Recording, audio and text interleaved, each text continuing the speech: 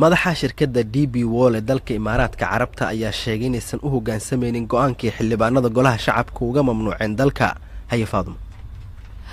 gudoomiyaha shirkadda dekedaha ka shaqeysa ee DP World ayaa sheegay in ay ka shaqeynayaan mashruuca dekeda berbera oo aysan u hoggaansameynin go'aanka golaha shacabka Soomaaliya ay uga mamnuucday dalka sida ay baahisay wakaalada wararka ee Reuters.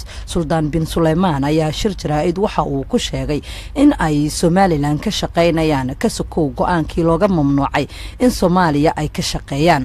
Suldaan bin Suleymaan ayaa sidoo kale waxa uu ka hadlay go'aankii dawladda Jabuuti ay uga laabatay heshiiskii dekeda Dooraale ee ay la gashay DP World. waxa uu sheegay in go'aanka dawladda Jabuuti uu adkeyn doono in qaaradda Afrika ay maalgashiga soo jiidato.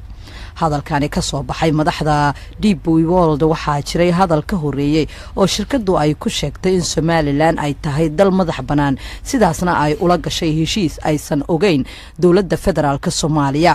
heshiiska dekeda berbera ayaa waxa uu dhaliyay muran iyo hadallo iska soo horjeeda oo dhex maray golayaasha Somaliland iyo dawladda federaalka ee Soomaaliya.